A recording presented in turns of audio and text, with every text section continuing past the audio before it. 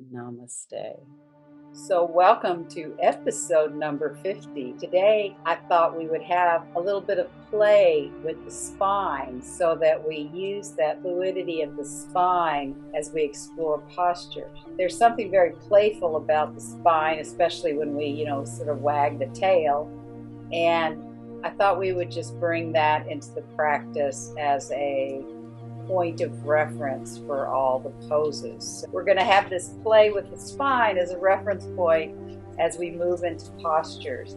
So we're celebrating our big 5-0. It just gives me inspiration to have a play with what we do in these classes. And so I've got plenty of ideas, obviously, but today we will just play with that spine as that reference point. So let's begin. So we're going to do something similar as we started on last week. But of course, if you have any trouble in your lower back, you are going to want to maybe keep the feet on the floor and the knees bent if there's trouble in that part. Or you can just do a little bit of it. Or maybe you can have the knees bent or soft when we do this. But we're going to go to that very first movement we did the other day of rocking the heels and just feeling where there's movement in the body. So there's that connection from the heel bones to the sit bones, the sacrum, which is the low part of the spine, into the shoulder blades into the head. Now what I'm going to ask you to do is maybe bring the heels up a little bit more and just start to see if you can roll a little bit where you press the heels and press up. So it's more of a wave than a rock. So that's the rock. Now you're going to want to wave through the body. So it's like you push through the heels, the knees bend, you push through the pelvis, the head tilts forward. So see if you can feel more of that spine.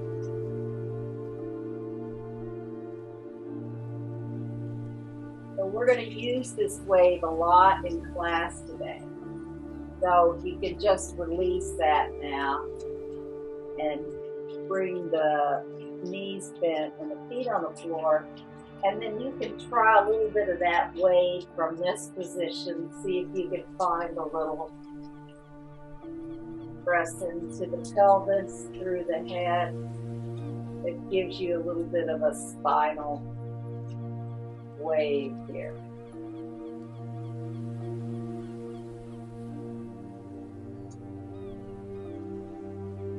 So then when we go into some abdominal things with the hands next to you or underneath the head, we're going to do it slightly different. You're going to bend the knees, straighten the legs, and when you come, bring the feet down to the floor, you'll just lift up the tail and then bring it back down.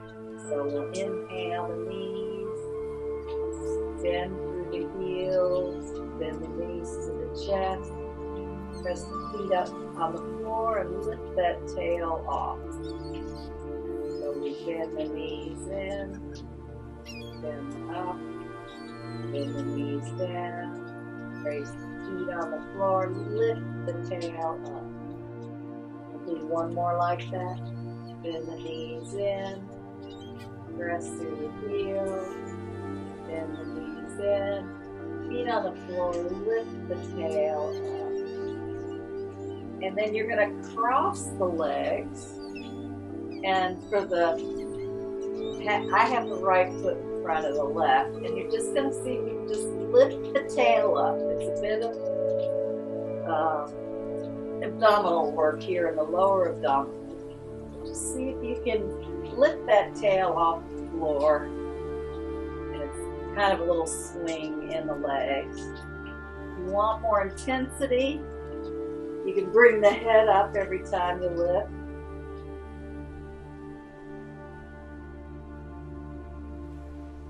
But you can always keep it just in the simple way. And then change your feet cross over. And do a few on the other side. If you want that intensity, lift the head up.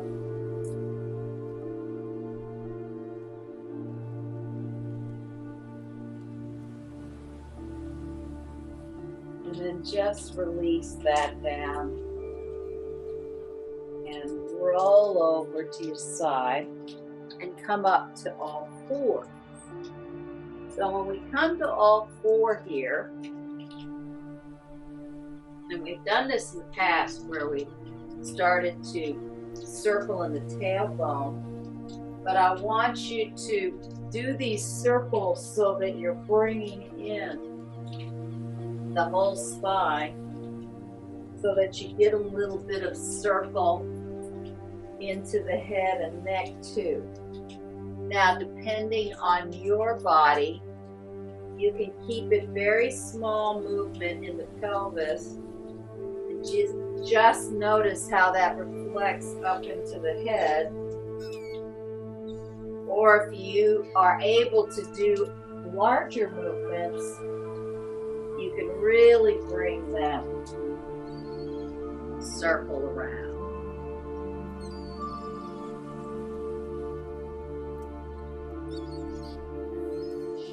And then make sure that you go on the other direction with that circle with the tail.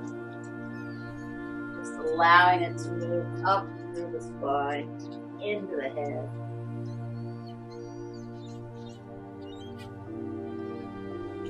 So that the movement is going through that whole spine.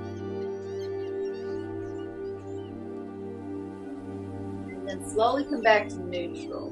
Because one of the problems with the spine is we think of it as a column. And as soon as we think column, we think still and straight.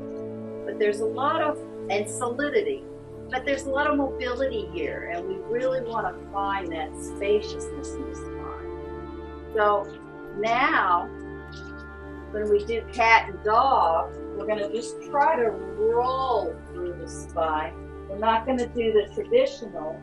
We're just going to start with the pelvis and let it just roll up. You might have a little bit more bend in the elbows.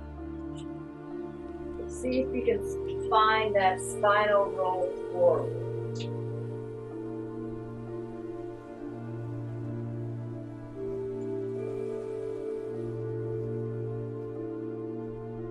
Don't worry what it looks like. It's more about what it feels like. Are you starting to feel more connection from that tail to the head? And then another nice thing is to wag the tail like a dog and let the head move with that. So then this way we're getting a little bit of side movement. And again, you can do this slowly, especially if you have anything going on the head and neck. You go quite slow and deliberate. Just to feel how moving that tail then alters the head and the neck.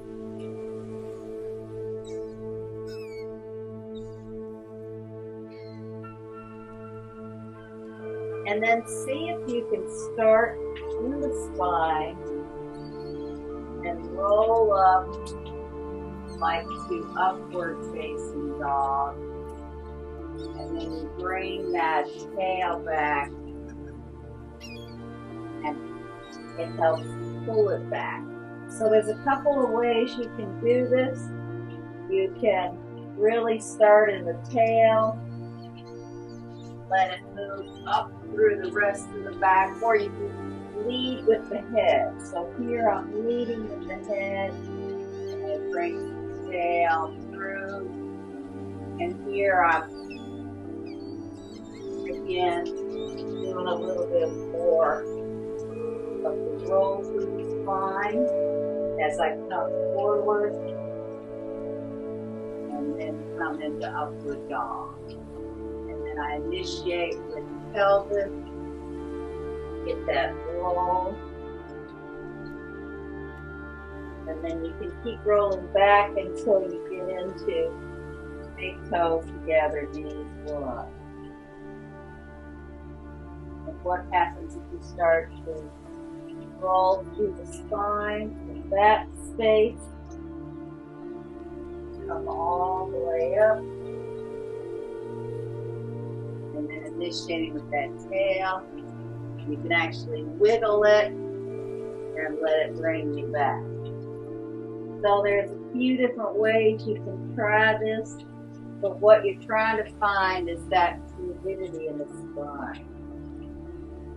And then place the forearms down, and if you have trouble with that, you can always put them on the side of the arm. And we're just gonna try to do this again into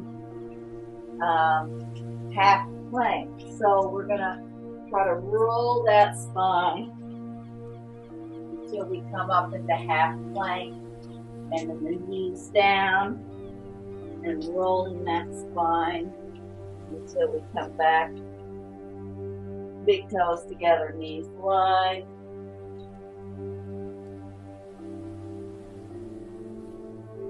And again, you just put the arms down for half plank, and you can roll through the spine. Start to come forward. You can lengthen the legs into half plank. And then just drop the knees back, rolling through the pelvis and the spine. So you get two big toes together, knees wide.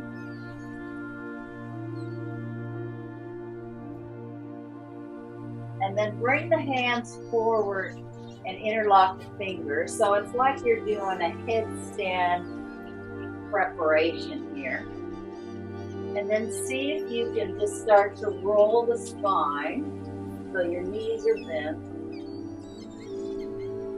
So you're rolling forward, you're finding that flow, and then slowly slow it down until you can press up, straighten the legs. Maybe the head's not on the floor, but it can be.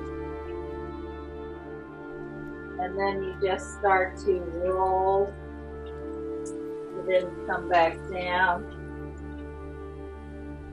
into big toes together, knees wide.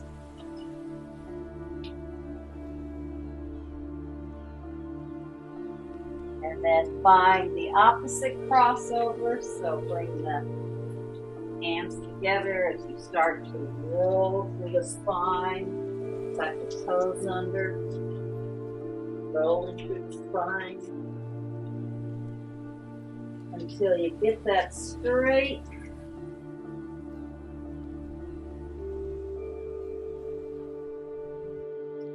And then the knees roll through the spine until you come back into big toes together, knees wide.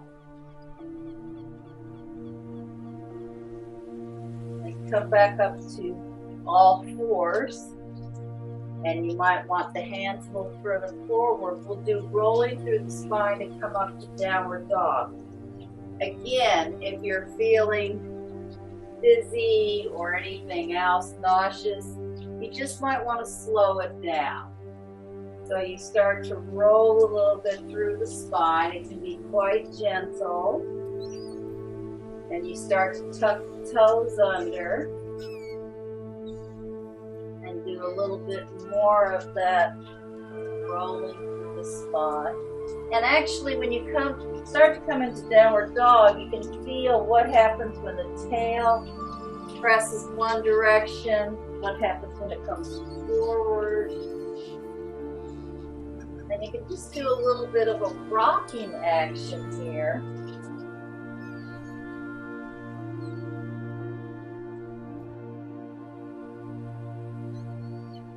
Until you can slow it down and then bring yourself into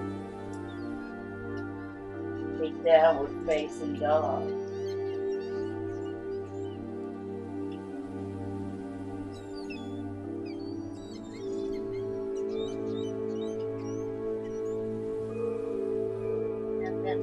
bend the knees and start to roll again. I mean, you can also think of it as like a rocking motion through the head, tailbone back. Head goes forward, tailbone back. And then come down into that big toes together, knees wide.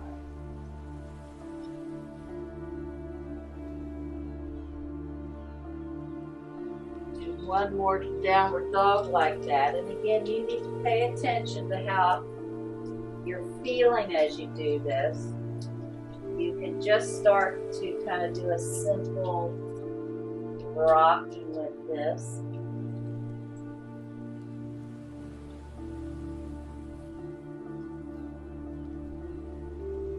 And slow it down when it works for you into that downward dog. And then walk the hands and the feet towards each other. And here you might want to put your hands on your legs, or you can let them hang and see what happens as you start to roll through the spine. Come up to standing, but there's still a little bit of movement, and it can be quite slow.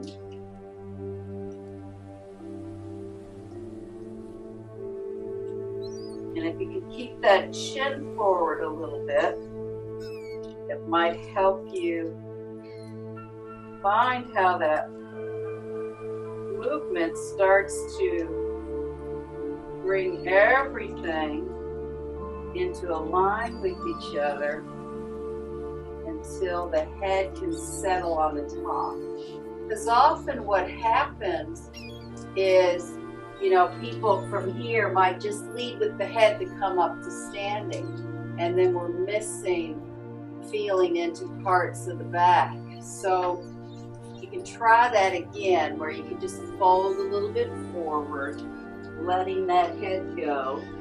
And if it helps, you can put the hands on the thighs, and you can just start a little bit of rocking into that pelvis as it slowly begins to bring the spine up to standing, chins forward, and the head's the last thing to come up. Now, I'm aware that some people get dizzy or, you know, have inner ear issues. So just please be careful, and you can just make this a much slower movement. But now that we're standing, have the feet comfortably hip width apart, and then just do that little bit of wave. So that little spinal wave might show you where you feel there's a little bit of stiffness, or maybe where there's more movement, where there's less movement. And you can also put your hands on the hips just to help engage that movement. You can bring the hands on the rib cage, see how that gets you into movement. You can also then bring your hands underneath your head. You can support your head here, and then just be in that wave from there. But it's, I realize that, you know, I'm probably used to this kind of movement. Some of you may not be, so just be patient, and you can just do little bits of the movement, you know, just starting the pelvis, maybe just hold your hands on the head, keep more stability up here. Now, if you'd like to add a little bit more side motion to it, you can hold your head, and maybe a good image is like seaweed. So you can imagine that side motion as well, where the hips are moving, and it allows that head a little bit of action too. Because some people or a lot of us, don't realize that we have also this other mobility in the spine. It's not just this kind of forward and back, but there is more rotation here. Like belly dancers, right? And then just slowly, from that movement, find your way into standing. You may need to stand here for a few breaths just to feel all that movement. You might want to feel it settle.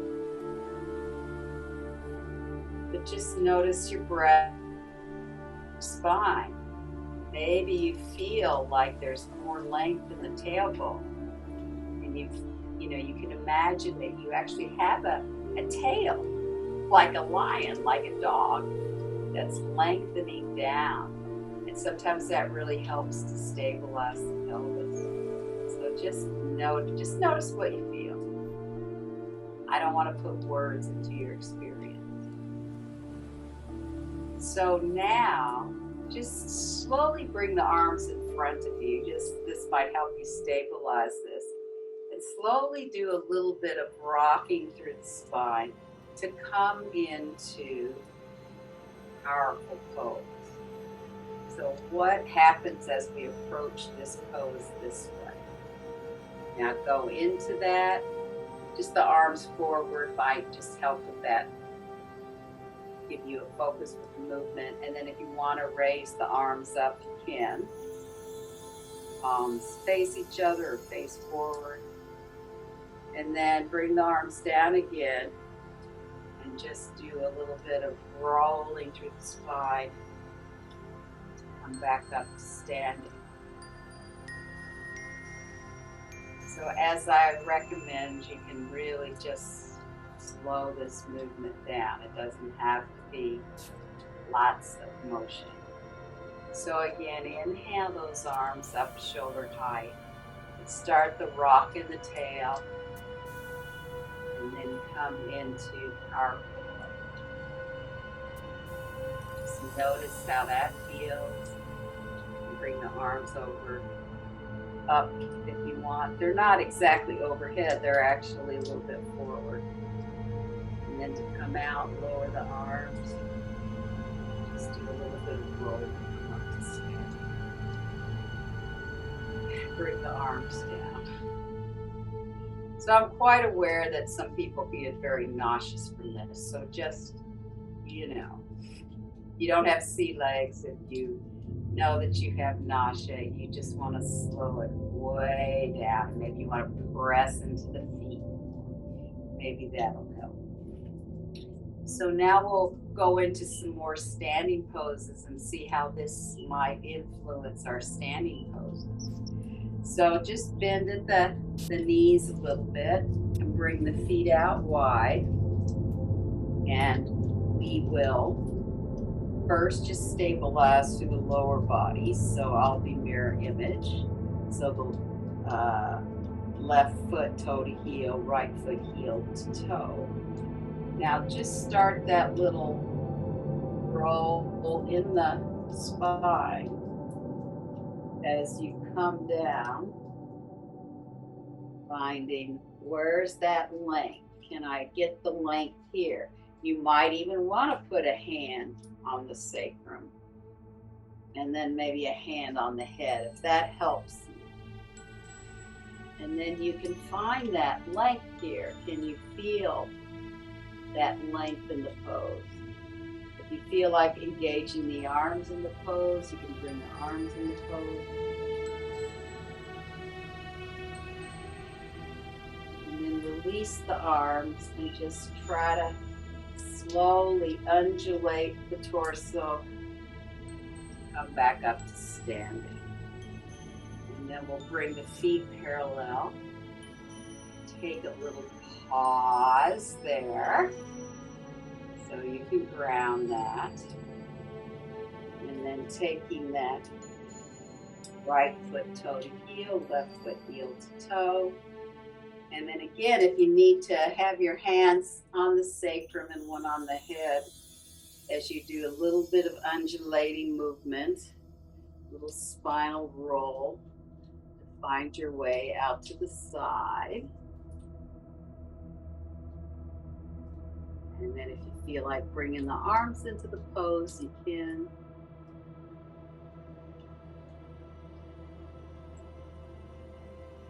And then come out of it again if you want to use the hands. You've got the hands there to remind you. And it can just be very little movement. Coming to the feet wide again. And just bring the feet into parallel. And then standing, just noticing. Like for me personally, I'm surprised at how much I feel more weighted into my tailbone. So it feels like, because I tend to get a little bit of that sway back, you know, especially us women who've had babies, because when we're pregnant, it often pulls the weight of the belly forward, so we get that arch in our our lumbar spine. And so this feels like it helps me really weight my tailbone. I'm really surprised. I didn't know that was going to be an effect. And you might feel it or maybe you don't. So anyway, that's what I'm noticing.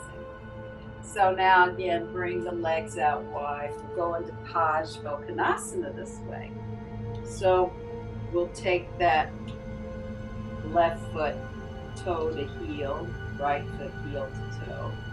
And then as you bend the front leg, you can start to undulate the spine. Again, if you want to use the hands, you can have the hands supporting you.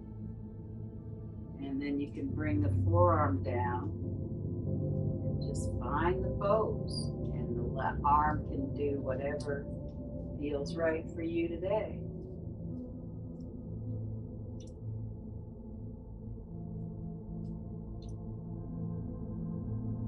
Come out of it and slowly undulate the spine. Back up. Bring those feet parallel. Have a little pause here. Have a little rest. And of course, using your eyes is going to help you in this. That's often what helps us not get dizzy. So now take the right foot toe to heel, left foot heel to toe.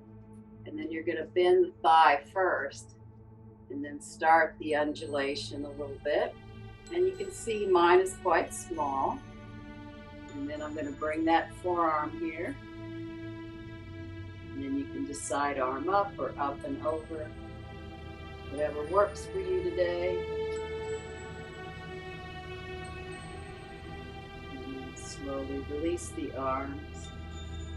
Undulate the spine a little bit. Come up with the legs wide.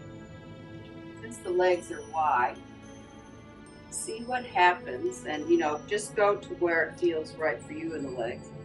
See what happens if you start to undulate the spine here. You can soften the legs. And see what happens if you start to go forward in this movement. But do it with, just a little bit of movement. You don't have to do full undulations. Just feel that connection to the head and the tail. And then if you can bring the hands down, you can keep those knees bent, but you can still do a little bit of that undulation. And then if you're able to, from here, you can totally straighten that tail up, and you can bring the head down.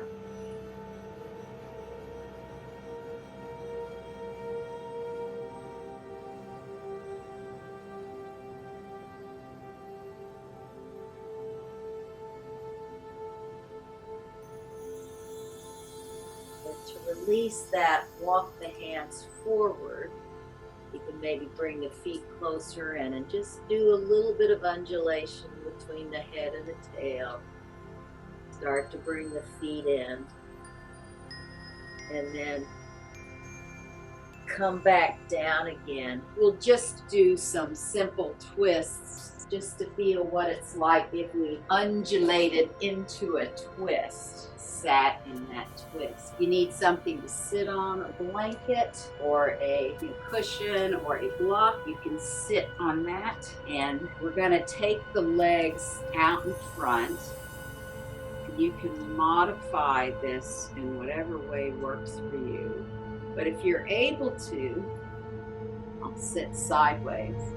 Bring in that left leg. And of course, if you are on some height, you can, sit up like this. And then bring the right leg over the left leg. Make sure that the shin and the ankle and the foot are in line. You don't want to be twisting the foot. And so here's where, I'll just stay on the block since I'm here.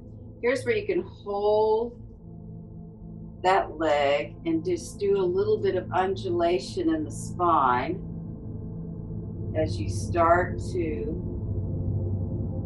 bring it around. And again, depending on your body, you can bring the elbow on the outside, or you can just hold on to this leg. But just playing with that undulation to see if perhaps you can get just a little bit more movement all the way around.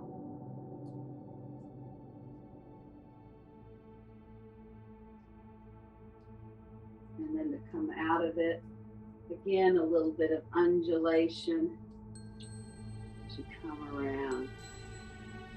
And I'm feeling a little bit more movement. Now fold in the right leg and bring the left leg over. So I'm twisting this way so you can see me from both angles. So I'm holding onto that shin and getting a little bit of that undulation as I start to move the spine around. And I can stay here and just hold the arm here, or I can bring that elbow here. Continue that undulation until bring it to a close.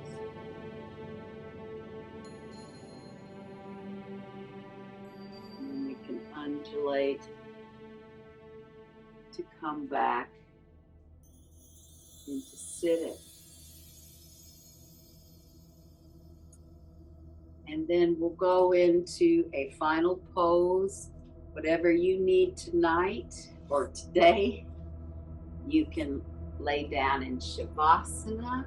You can also have a chair with the legs on the chair, or you can put something under your pelvis to give you a little height there. Now as you settle into the pose, notice if you can actually feel your tailbone. Maybe you can only imagine it. Maybe you can feel a little bit of weightedness there.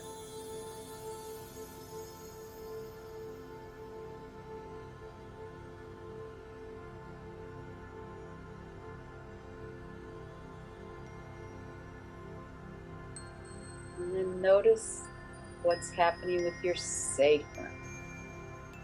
Maybe your sacrum feels a little bit more spacious. Maybe it feels softer. Maybe it feels flatter. I don't know. I don't want to give you too many adjectives. I want you to just notice what you're feeling.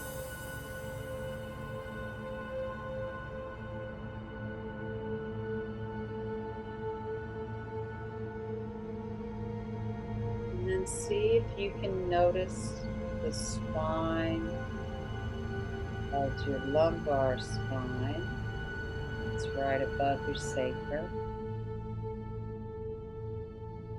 There is a natural curve there. Maybe you can feel that curve.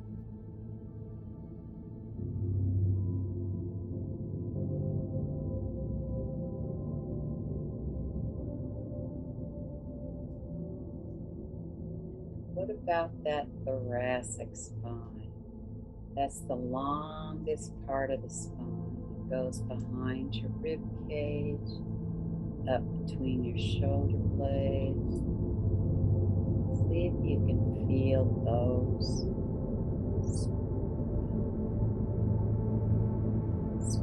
those parts of the spine.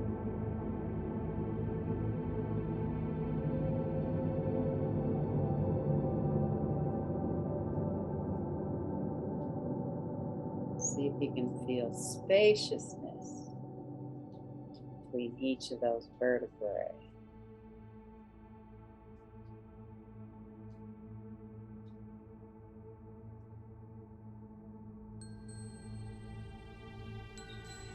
And see if you can feel into your cervical spine, which are the neck. They go up into the head and they support the balancing of the head on top.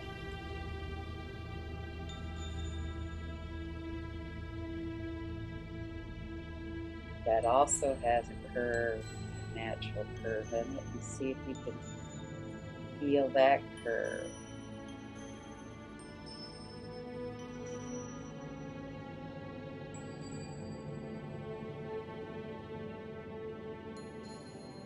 And there's spinal fluid called the cranial sacral fluid running between the top of the spine and the lower spine. Maybe you can't actually feel it, but maybe you can, or maybe you can just imagine fluid running up and down your spine.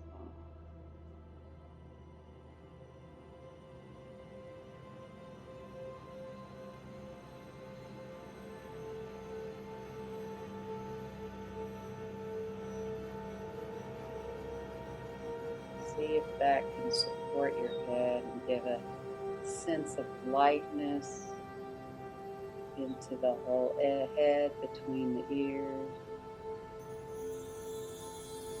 top of the head, between the chin and the top of the head.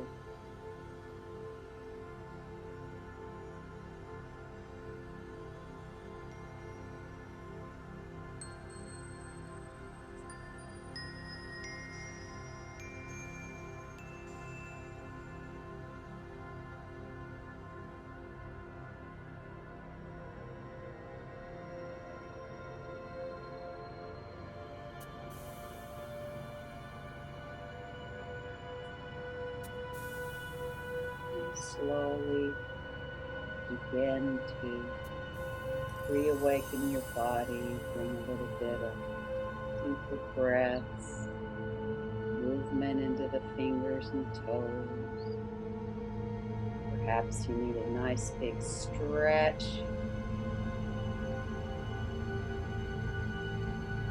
And in your own time, you can roll to your side and come up to sitting.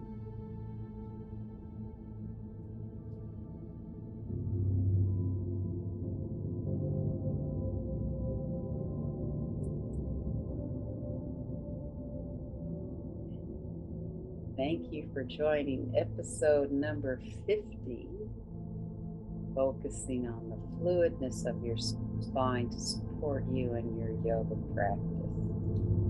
Namaste and have a beautiful day.